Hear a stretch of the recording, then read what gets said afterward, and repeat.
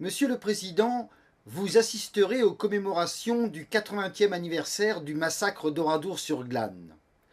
L'histoire raconte que le 10 juin 1944, des Waffen-SS ont exterminé ce village. Le récit glace le sang. D'abord, les SS fusillent les hommes.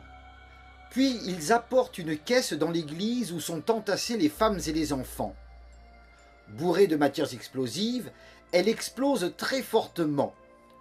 Le bruit de la détonation est assourdissant. Le souffle très puissant fait voler en éclats les vitraux. Pourtant, l'explosion n'est pas si forte que cela, car les SS doivent mitrailler les très nombreux survivants. Il est vrai que si, dans son témoignage du 30 novembre 1944, la femme présentée comme l'unique rescapée de l'église mentionna une forte explosion dans la caisse, cette explosion avait simplement eu pour effet de dégager une fumée noire et suffocante. Madame Rouffanche n'avait évoqué aucune onde de choc qui aurait renversé, blessé ou tué des gens. Voilà qui surprend. Mais la surprise se change en stupeur quand on apprend que dans son premier témoignage, recueilli fin juin 1944, Madame Rouffanche précisa que la caisse n'avait pas explosé. C'est progressivement, au fil des semaines, qu'elle en vint à parler d'une forte explosion, mais sans effet de souffle, juste un dégagement de fumée. C'est physiquement impossible, et ce n'est pas la seule chose qui le soit. La façon dont cette femme aurait fui l'église relève du miracle. Pour atteindre le vitrail, elle aurait utilisé un escabeau qui se serait trouvé là par un hasard providentiel. Un escabeau qui traînait derrière le maître-autel, juste sous le vitrail. C'était vraiment trop gros. Pour tenter de donner du crédit à cette histoire, on prétend que cet escabeau servait à allumer les cierges. Or, pour allumer les cierges, les acolytes se servent d'une perche spéciale, pas d'un escabeau.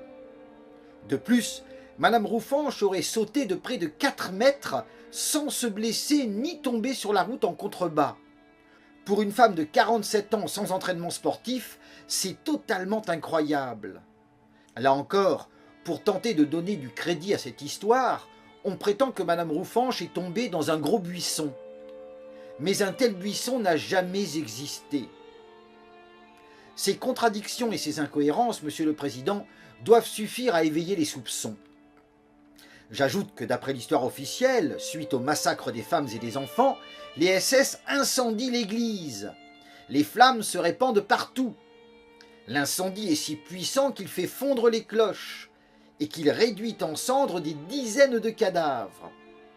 Seulement voilà, dans les ruines de l'église, vous pourrez voir, Monsieur le Président, un confessionnal et un autel en bois.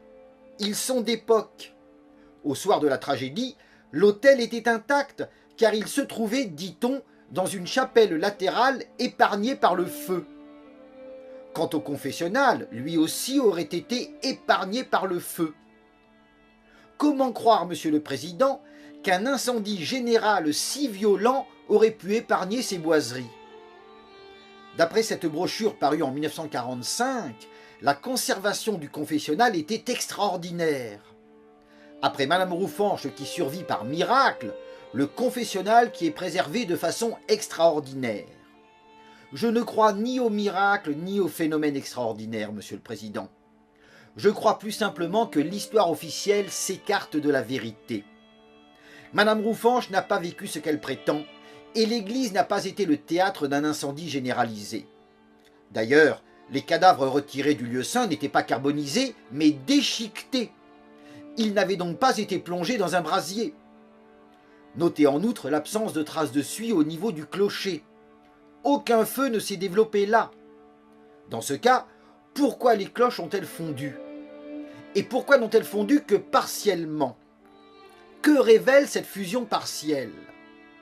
Plus généralement, que s'est-il passé à l'église ce 10 juin 1944 tragique? Quelle a été l'origine de cette forte explosion que l'on a voulu cacher au début? N'est-ce pas cette explosion qui a provoqué la fusillade des hommes? Finalement, que s'est-il passé à Oradour ce 10 juin tragique? Pourquoi les Waffen-SS sont-ils venus?